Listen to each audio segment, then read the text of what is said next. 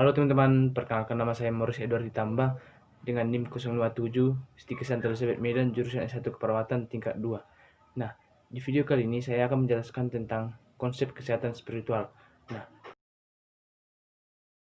Halo teman-teman, kali ini saya akan membahas materi mengenai konsep spiritual dalam keperawatan. Langsung kita masuk.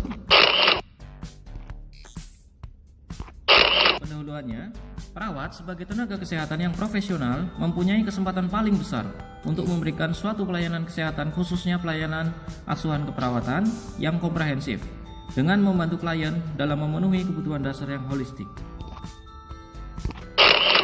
Perawat memandang klien sebagai makhluk bio, psiko, sosio, kultural, dan spiritual yang berespons secara holistik dan unik terhadap perubahan kesehatan atau pada keadaan krisis.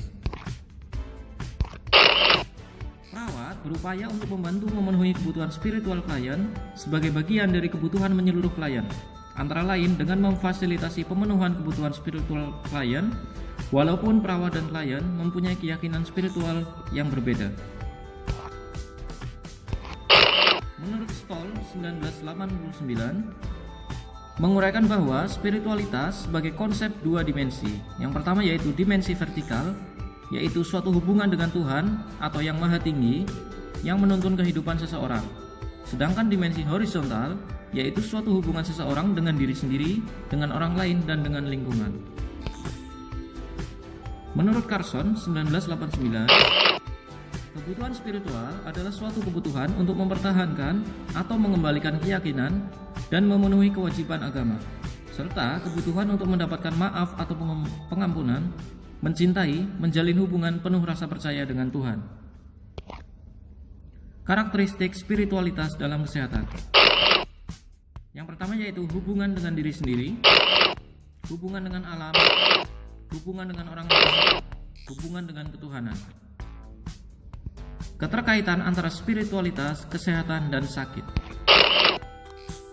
Keyakinan spiritual sangat penting bagi perawat karena dapat mempengaruhi tingkat kesehatan dan perilaku self-care pada klien. Beberapa pengaruh dari keyakinan spiritual yang perlu dipahami yaitu menuntun kebiasaan hidup sehari-hari, sumber dukungan atau kekuatan, sumber penyembuhan, sumber konflik. Faktor yang mempengaruhi spiritualitas menurut Taylor, Lillis, dan Limon 1997 dan Craven dan Hirnel 1996, faktor penting yang dapat mempengaruhi spiritualitas seseorang adalah keluarga, latar belakang etnik dan budaya, pengalaman hidup sebelumnya, terpisah dari ikatan spiritual. 4 isu nilai yang mungkin timbul antara perawat dan klien adalah pluralisme.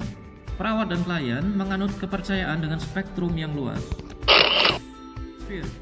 Berhubungan dengan ketidakmampuan mengatasi situasi, melanggar privasi klien, atau merasa tidak pasti dengan sistem kepercayaan dan nilai diri sendiri. Kesadaran tentang pertanyaan spiritual. Apa yang memberikan arti dalam kehidupan, tujuan, dan harapan. Kemudian bingung.